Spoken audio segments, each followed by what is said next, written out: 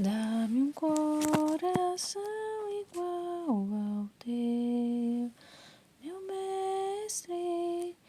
Dá-me um coração igual ao teu, coração disposto a obedecer, cumprir todo o teu querer.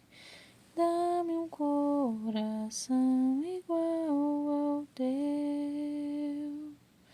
Bom dia, paz do Senhor Jesus. Continuamos aqui no capítulo de 2 Crônicas, do 1 ao 3. O rei Salomão. Salomão, filho de Davi, conseguiu firmar em seu reino. O Deus estava com ele e o ajudou muito. Salomão falou a todo Israel, os comandantes, os capitães, os juízes, os líderes e os chefes de família.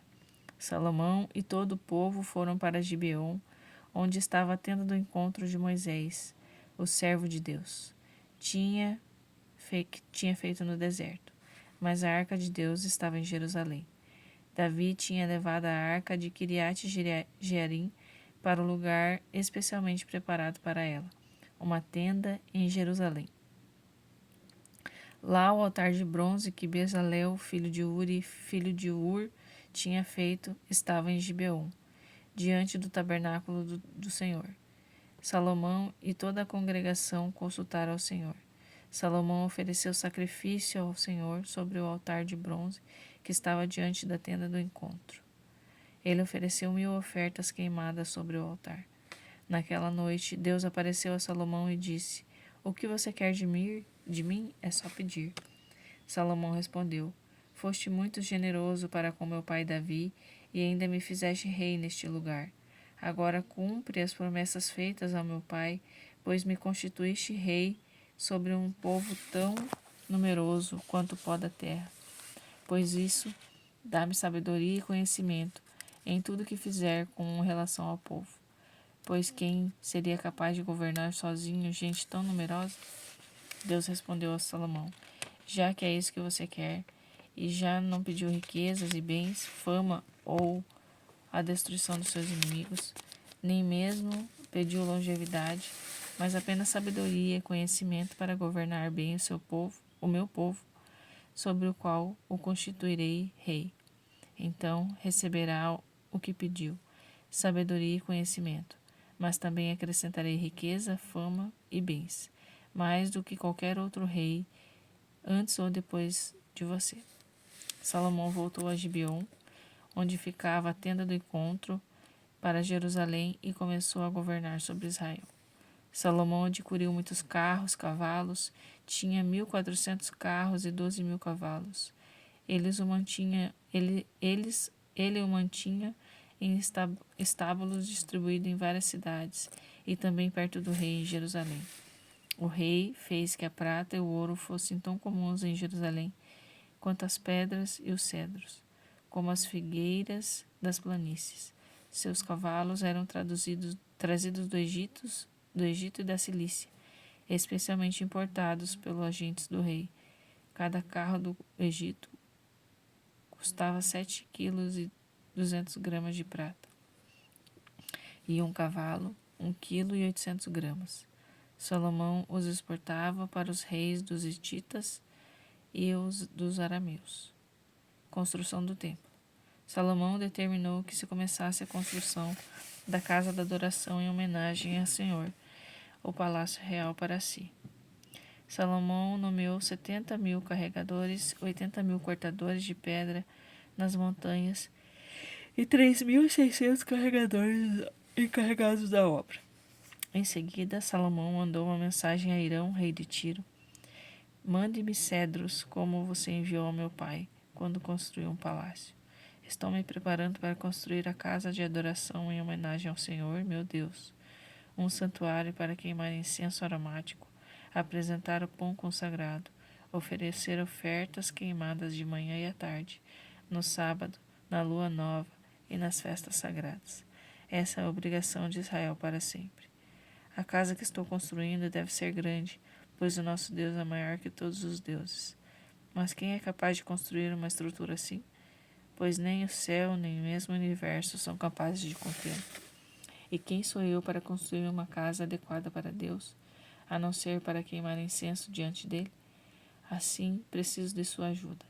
Mande-me um artífice que saiba trabalhar com ouro, prata, bronze e ferro, tecido roxo, vermelho e azul, e que saiba entalhar, para supervisionar os artesãos de Judá e de Jerusalém que meu pai treinou. Mande também madeira de cedro, cipreste e sândalo do Líbano. Sei que seus lenhadores têm muita experiência em tirar madeira das matas. Eu mandarei funcionários para ajudar seus trabalhadores a cortar bastante madeira. Vou precisar de muita madeira, pois a casa que estou construindo será majestosa. A alimentação dos seus lenhadores fica por minha conta. Mandarei 20.000 tonéis de trigo, 20.000 tonéis de cevada, 2.000 barris de vinho e 2.000 barris de azeite. Irão, rei de Tiro, respondeu por escrito a Salomão: Está claro que Deus ama o seu povo, por isso constituiu você rei sobre eles. A carta continuava: Bendito seja Deus, Deus de Israel, Criador do céu e da terra, que deu ao rei Davi um filho tão sábio, inteligente e com tanto discernimento para construir um templo para Deus e um palácio para você. Já estou enviando Hurão-Abi, um construtor muito competente. A mãe dele é Dan e seu pai de Tiro. Ele tem muita habilidade para trabalhar com ouro, prata, bronze, pedra, madeira e tecido roxo, azul e vermelho.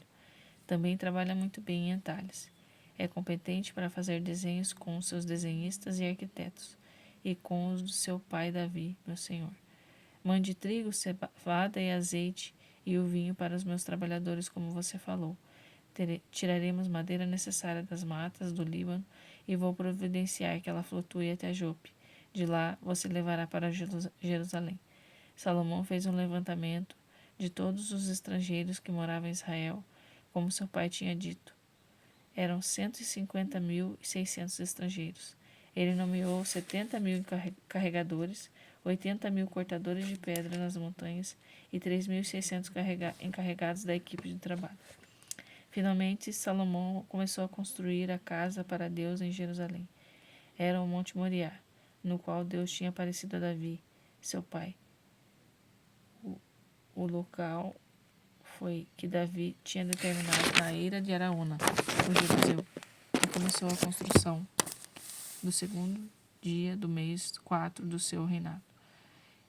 Este era o tamanho da casa de Deus que Salomão estava construindo: 27 metros de comprimento por 9 de largura, conforme o padrão antigo de medida.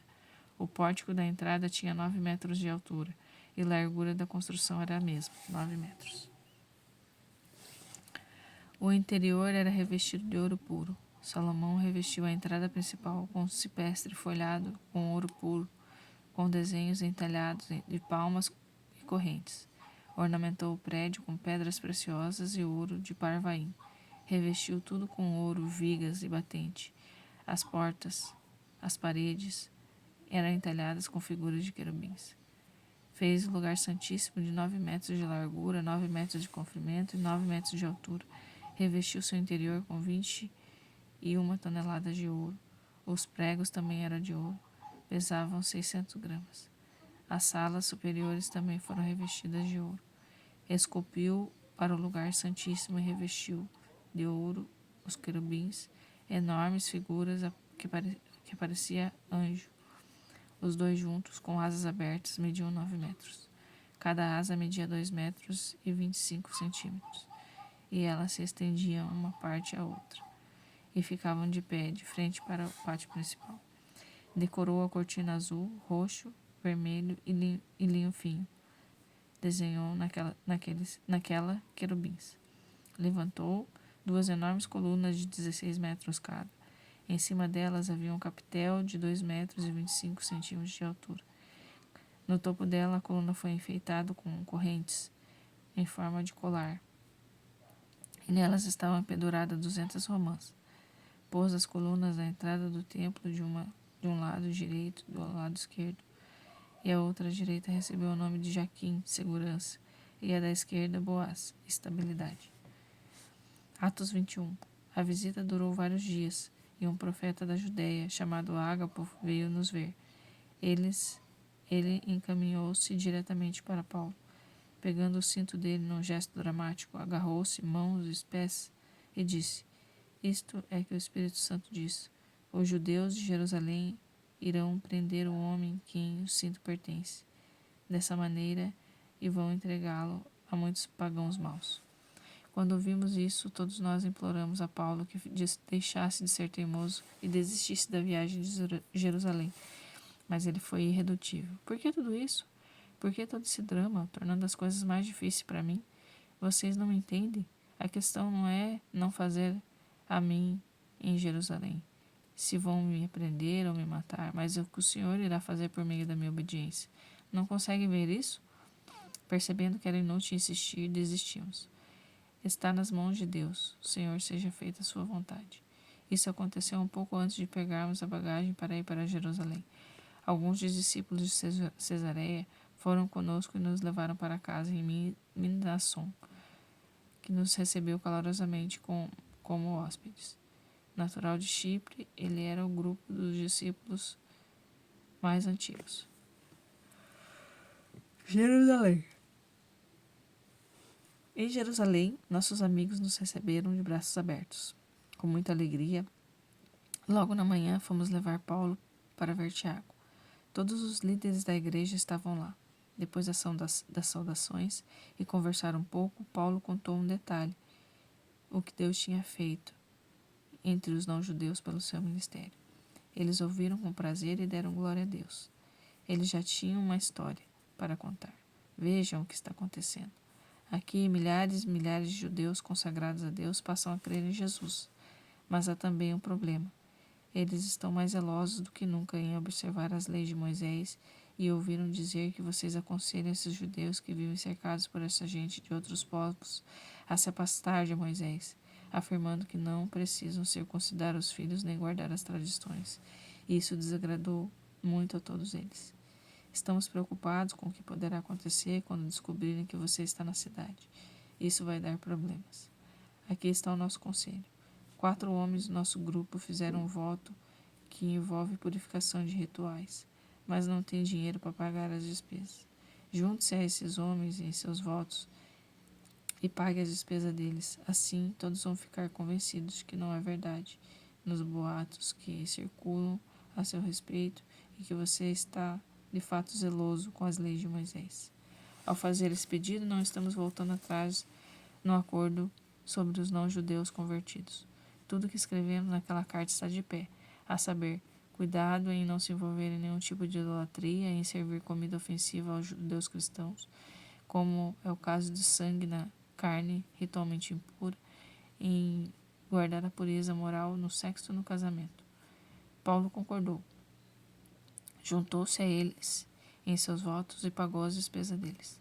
No dia seguinte foi ao templo oficializar o voto e ficou ali até os sacrifícios adequados foram oferecidos e até que o tempo fosse cumprido. Paulo na prisão. Quando os 7 dias de purificação estavam para se completar, alguns judeus de Éfeso reconheceram Paulo no templo. Imediatamente puseram o lugar de cabeça para baixo. Agarraram Paulo e começaram a gritar e a plenos pulmões: Socorro, israelitas, ajudem! Este é o homem que está viajando pelo mundo inteiro, dizendo mentira contra nós, contra nossa religião e contra este lugar. Ele trouxe gregos aqui e contaminou este lugar santo. Eles tinham visto Trífono, o grego de Éfeso, caminhando com Paulo na cidade e logo concluíram que o apóstolo estava levando ele ao templo. Logo, a cidade inteira estava alvoroçada. Gente de toda parte corria para o templo a fim de saber o que estava acontecendo. Os judeus arrastaram Paulo para fora e trancaram a porta, de modo que não puderam entrar no santuário outra vez. Tentaram matá-lo quando a notícia chegou ao comandante da guarda. Um motim. A cidade inteira estava polvorosa. Ele agiu rápido. Soldados e oficiais correram para o lugar imediatamente. Assim que a multidão viu o comandante e seus soldados, pararam de agredir Paulo. O capitão prendeu Paulo e ordenou que ele fosse algemado, e depois perguntou quem era que tinha feito Tudo o que ele conseguiu de uma multidão foi uma gritaria ensurdecedora. Era impossível entender o que diziam. Por isso, decidiu levar Paulo à fortaleza, mas ao chegar às escadarias do templo, a multidão se tornou tão violenta que os soldados tiveram de carregar o prisioneiro. Enquanto o transportavam, a multidão ia atrás dele gritando: "Mata, mata!" Salmo 88, do 9 ao 12. Clamo a ti, ó Deus, durante todo o dia. Aperto as mãos e peço socorro. São os mortos, por acaso, uma boa plateia para teus milagres? Os mortos já se juntaram ao coral que te louva? Teu amor faz muita diferença no cemitério? Tua presença é notada nos corredores da morte? Teus maravilhosos feitos já foram vistos na escuridão? Teus justos caminhos já foram percebidos na terra do sem memória? Aleluia, glória a Deus. Pai, abençoa esse irmão, essa irmã, abençoa essa casa, Pai. Abençoa cada família que me ouve, Senhor. Em nome do Senhor Jesus, que eles sejam cheios do Teu poder, Pai, da Tua presença. Que eles consigam, Senhor, entender o propósito na vida deles, de cada um deles, em estar buscando a Tua presença, a Tua leitura, Pai, a Tua palavra, Pai. Em nome de Jesus. Amém.